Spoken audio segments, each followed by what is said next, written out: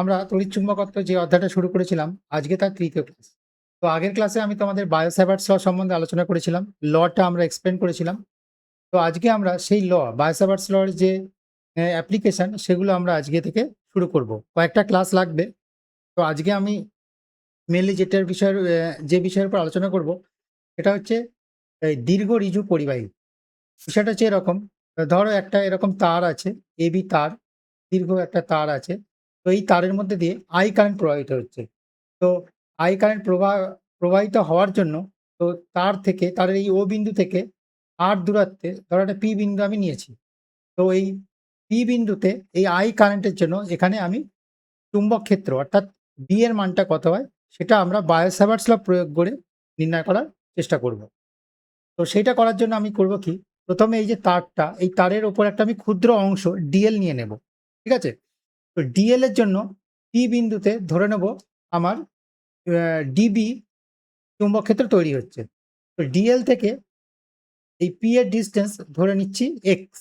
ঠিক আছে? তাহলে বায়োসাভার্টস ল সূত্র আমি যেটা শিখেছিলাম, সেটা যদি আমি প্রয়োগ করি সেখান থেকে আমরা কি পাই সেটা যদি একটু লিখে রাখি, তাহলে dB is equal to mu zero by 4 pi I dl sine alpha by x square.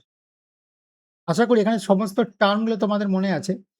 তো ডিএল হচ্ছে প্রথমে আই হচ্ছে তড়িৎ প্রবাহ মাত্রা, ডিএল হচ্ছে এই অংশটার দৈর্ঘ্য। আচ্ছা, সাইন আলফা হচ্ছে কি? সাইন আলফা হচ্ছে এই ডিএল আর যে পি, এই ডিএল কে একটা ডিএল তো একটা বিন্দু, ঠিক আছে? ডিএল যেহেতু বুঝতেই পারছো।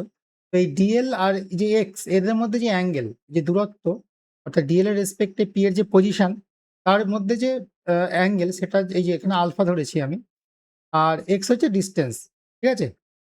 তো ডিবি ইজ ইকাল টু এইটা। তো প্রথমেই আমি আগে ভেক্টরটা লিখছি না। ঠিক আছে? ভেক্টরটা আমরা পরে জিওমেট্রিক্যাল সিমেট্রি থেকে আমরা দেখব। তার জন্য তো নির্ণয় করার অনেক নিয়মও আছে। তো সেগুলো আমি পরে আসছি। তো প্রথমে আমরা এই ডিবি অর্থাৎ ডিএল এর জন্য পি বিন্দুতে বায়োসাভার্টস ল প্রয়োগ করে এখানে ম্যাগনেটিক ফিল্ড কি হতে পারে সেটা আমরা লিখে নিলাম। এইবার আমরা করব কি, এই পুরো তারটা নেব, এই পুরো তারটা নিয়ে এর উপরে আমরা ইন্ডিকেশন করব। আমাদের তো আল্টিমেট বি বার করতে হবে। ঠিক আছে? আমরা যদি বি বার করতে চাই তাহলে আমাকে ডিবির উপর একটা ইন্ডিকেশন করতে হবে। সামথিং কিছু ভ্যারিয়েবল একটা লিমিট নিয়ে দেখতে হবে। ঠিক আছে? তো সেইটাই আমি এখানে লিখে রেখেছি। এই এবি, এই যে পুরো তারটা দেখতে পাচ্ছ, এই পুরো তারটা হচ্ছে এল দৈর্ঘ্যের তার। আচ্ছা, পি বিন্দু থেকে এই যে বি প্রান্ত সেটা হচ্ছে থিটা 2, আর পি বিন্দু থেকে যে এ প্রান্ত সেটা হচ্ছে আর এর রেসপেক্টে -θ1। তো এই দুটোকে আমরা ভ্যারিয়েবল ধরে ইন্ডিকেশনটা করব। ঠিক আছে? অর্থাৎ এই θ2 থেকে যে ইন্ডিকেশনের যে লিমিটটা আমরা বসাবো সেটা আপার লিমিট বসাবো θ2, আর এটা হচ্ছে -θ1। মাইনাস কেন? যদি এই ওপি কে আমি অ্যাক্সিস ধরি তাহলে এর উপরটা আমার পজিটিভ, এর নিচের অ্যাঙ্গেলটা হচ্ছে আমার নেগেটিভ। তো এইভাবে আমরা ইন্টিগ্রেশনটা করব। তো এইবার আমাদের চেষ্টা করতে হবে এই যে ভ্যারিয়েবল গুলো এসছে ডিবিতে, সেগুলোকে থিটাতে কনভার্ট করার চেষ্টা আমাদের করতে হবে। ঠিক আছে? তাহলেই আমরা ইন্টিগ্রেশনটা করতে পারবো, নচেত আমরা করতে পারবো না। তো প্রথমে আমরা ইন্টিগ্রেশন এই যে এইখানে যে ভেরিয়েবল গুলো আছে সেই ভেরিয়েবল গুলোকে থিটাতে কনভার্ট করার আগে চেষ্টা করি, তারপরে আমরা ইন্টিগ্রেশনটা করব। ঠিক আছে? তো এইটা আমি না করালেও হয়, তোমাদের ডাইরেক্ট এখান থেকে যে কি আসতে পারে সেটা মুখস্থ করলেও হয়। তবু তোমরা এই যে ইন্টিগ্রেশনটা করলে বিভিন্ন অঙ্কগুলো কিন্তু খুব সহজে বুঝতে পারবে এবং করতেও পারবে। যদি অন্য টাইপের কিছু অঙ্ক আসে যেখানে থিওরি লাগবে, এই জন্যই আমাদের এটা করা। তো একটু তোমরা একটু মন দিয়ে বোঝার চেষ্টা করো। আশা করি বুঝতে পারবে। তাহলে প্রথমে দেখো, তো এইটা তো ডিবি, তোমার এটা আমি লিখে নিলাম। এইবার আমাদের চেষ্টা করব আমরা এই ভেরিয়েবলগুলোতে থিটার রেসপেক্টে লেখা। তো প্রথমে এই যে চিত্রটা দেখো, এই চিত্রটা এখানে দেখো, এখানে দেখতেই পাচ্ছি আমরা আলফা প্লাস বিটা। এখানে alpha plus beta is equal to 180 degree. দেখতেই পাচ্ছ? এই যে alpha plus beta is equal to 180 degree. ঠিক আছে? তাহলে এখান থেকে আমরা কি লিখতে পারি? এখান থেকে আমরা লিখতে পারি alpha is equal to 180 degree minus beta. হলো? আবার বিটা মানে কি? এখানে যে ট্রায়াঙ্গেলটা আছে দেখো, এই যে ট্রায়াঙ্গেলটা আছে, এখানে আমরা দেখতেই পাচ্ছি যে beta plus theta plus 90 degree is equal to 180 degree. এই যে ট্রায়াঙ্গেলটা, ঠিক আছে? এই ট্রায়াঙ্গেলটা আমরা কি দেখতে পাচ্ছি, beta plus 90 degree plus theta is equal to 180 degree. তাহলে এখান থেকে আমরা যেটা সহজেই পাচ্ছি সেটা হচ্ছে বিটা ইজিক্যাল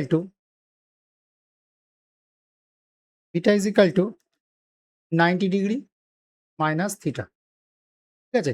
এইটা আমরা এখানটায় পুট করে দেবো। তাহলে আমরা ফাইনালি আলফা সমান কি পাচ্ছি, 180 degree minus 90 degree minus theta is equal to 90 degree minus plus theta, বা sine alpha is equal to sine 90 degree plus theta is equal to হচ্ছে cos থিটা। এটা আমরা এখান থেকে বার করে নিলাম। তাহলে সাইন আলফা আমরা এই cos আলফা ইজিক্যাল টু কি লিখে নিলাম, সাইন আলফা আমরা পেলাম cos থিটা, ঠিক আছে? এইবার দেখো, তাহলে আমার আলফাটা থিটায় কনভার্ট হয়ে গেল। এবার আমার এল ভ্যারিয়েবলটাকে কনভার্ট করতে হবে। তার জন্য আমরা নেব tan theta. Tan theta is equal to আমরা কি দেখতে পাচ্ছি, এল বাই আর, ঠিক আছে? বা l is equal to r tan theta, বা ডিএল ইজিক্যাল টু কি পাচ্ছি, r sec square theta d theta. তাহলে আমার দেখো এই ডিএলটাও কনভার্ট হয়ে গেল, থিটার রেসপেক্টে আমরা কনভার্ট করে ফেললাম। আচ্ছা, এবার কি আছে, এবার এক্সটাকে আমার কনভার্ট করতে হবে।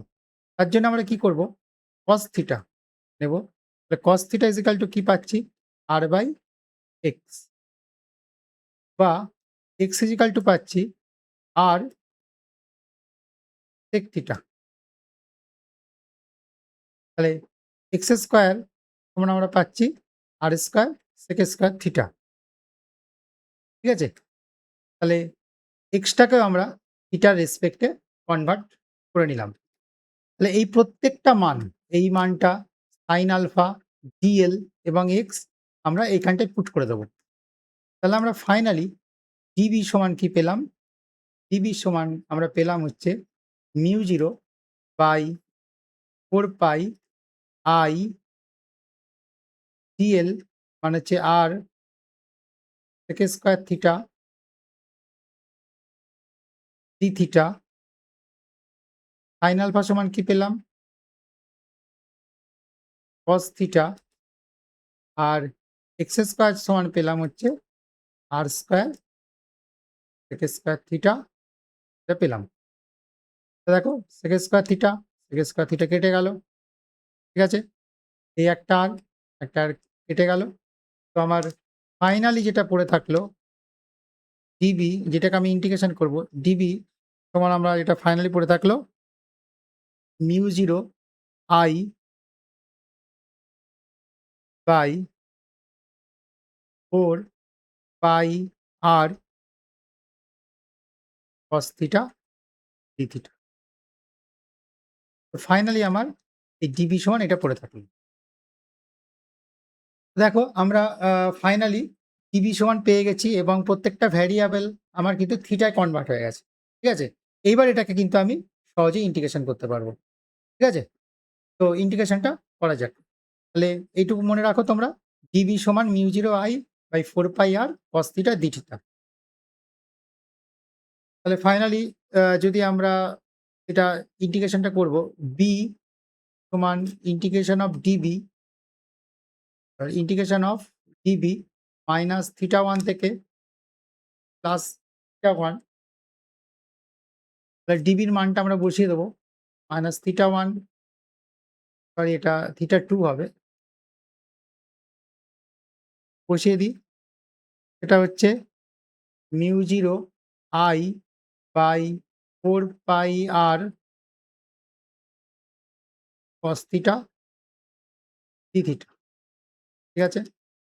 তাহলে এখান থেকে আমরা কি পাই, mu zero I by 4 pi r, এটা প্রত্যেকটা কনস্ট্যান্ট, মাইনাস θ1 থেকে θ2 cos θ dθ, তাহলে is equal to mu 0 I by 4 pi r। এই cos θ কে ইন্টিগ্রেশন করলে আমরা পাই হচ্ছে মাইনাস সাইন θ, সরি cos θ কে ইন্টিগ্রেশন করলে পাই শুধু সাইন θ, সাইন θ θ2 মাইনাস θ1, তাহলে আমরা পাচ্ছি mu 0 I by 4 pi r, upper limit বসিয়ে দিলাম সাইন θ2 মাইনাস সাইন মাইনাস θ1, তাহলে ইজ ইকাল টু পাচ্ছি mu 0 I by 4 pi r sine θ2 plus, এইটা হচ্ছে আমার ফাইনাল রেজাল্ট। আমি একটু বক্সের মধ্যে রেখে দিই, এটাই আমার লাগবে।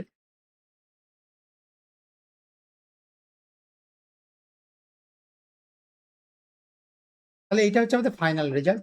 তোমরা জাস্ট একবার নিজে হাতেই এটা নিজেরা করো, তারপরে ফাইনাল রেজাল্টটা মনে রাখলে আমার হয়ে যাবে। বিভিন্ন অ্যাপ্লিকেশন আসবে যেহেতু পরীক্ষায় এমসিকিউতে, তো এইটা ফাইনাল রেজাল্ট মনে রাখলেই হবে। আর একবার ক্যালকুলেশনটা নিজে করো, যদি কনসেপচুয়াল কোনো কোশ্চেন আসে তখন তোমাদের এই ক্যালকুলেশনটা হয়তো কাজে লাগবে। ঠিক আছে? তো এটাই ছিল আমাদের এই যে একটা ঋজু তারের জন্য আমার এই পি বিন্দুতে চুম্বক ক্ষেত্রের মান। তো এইবার আমরা এর বিভিন্ন যে অ্যাপ্লিকেশন আছে, বিশেষ ক্ষেত্রগুলো আমরা দেখব। ঠিক আছে? তো আমাদের এইটা লাগবে বি ইজ ইকাল টু, তো আমরা প্রথমে এটা একটু লিখে রাখবো, এটা আমাদের বিভিন্ন কাজে লাগবে। B is equal to mu 0 I by 4 pi r sine θ1 plus sine θ2। এই সূত্রটা আমি একটা লিখে রাখলাম। এবার আমি বিশেষ ক্ষেত্রতে এই সূত্রগুলো প্রয়োগ করব। ঠিক আছে? তো বিশেষ ক্ষেত্র ১ নম্বর। ১ নম্বর হচ্ছে অসীম দৈর্ঘ্যের তার। অসীম দৈর্ঘ্যের, অর্থাৎ এই যে তারটা নেব, এই তারটা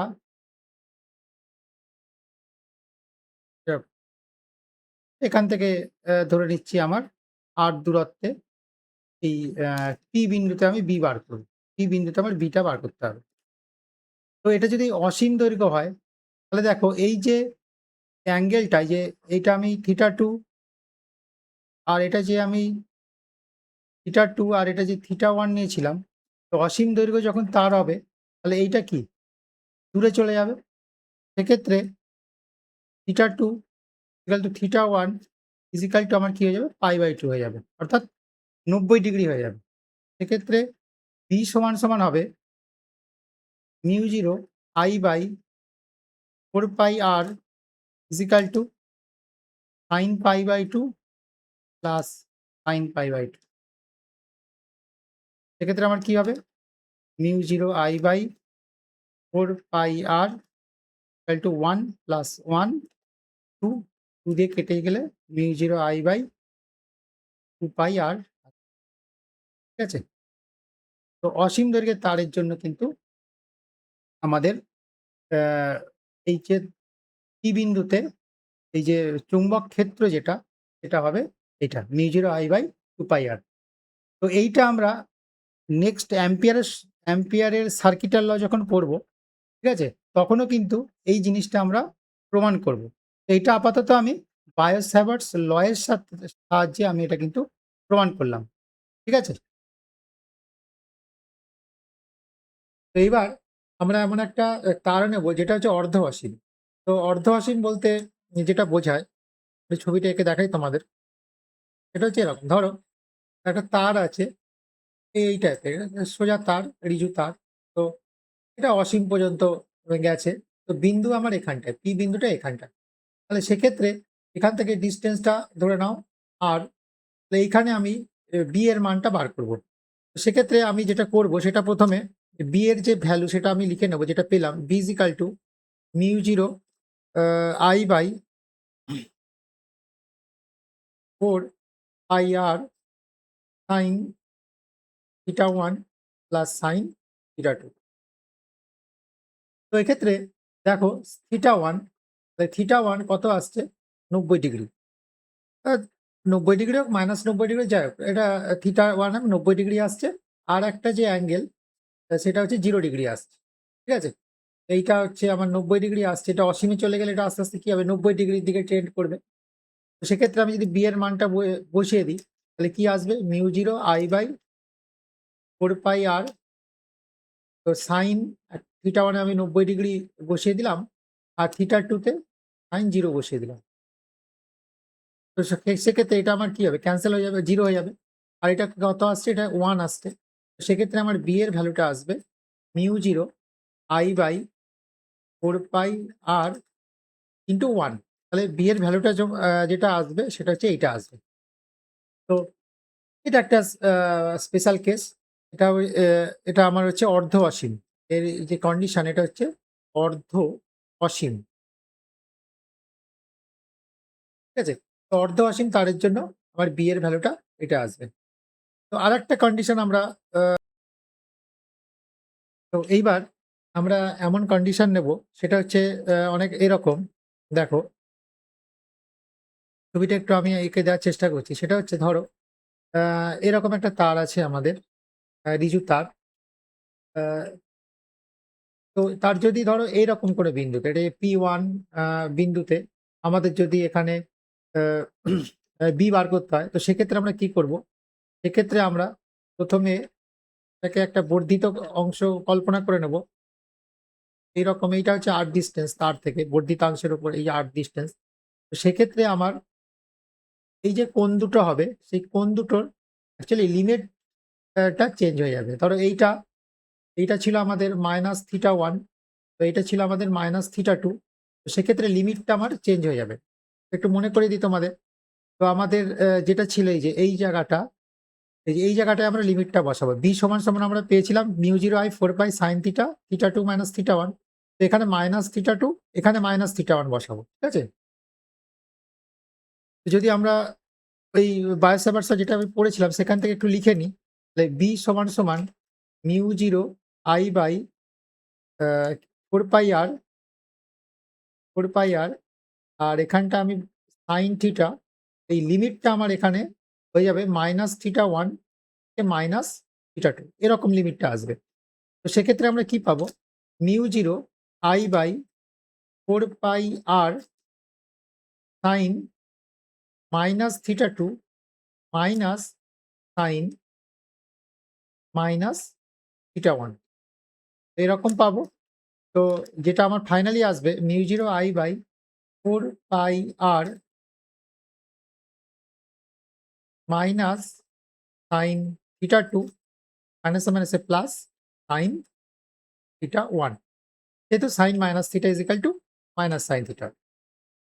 তো ফাইনালি আমরা লিখতে পারি বি ইজ ইকাল টু আসবে mu zero I by 4 pi r sine θ1 minus sine θ2।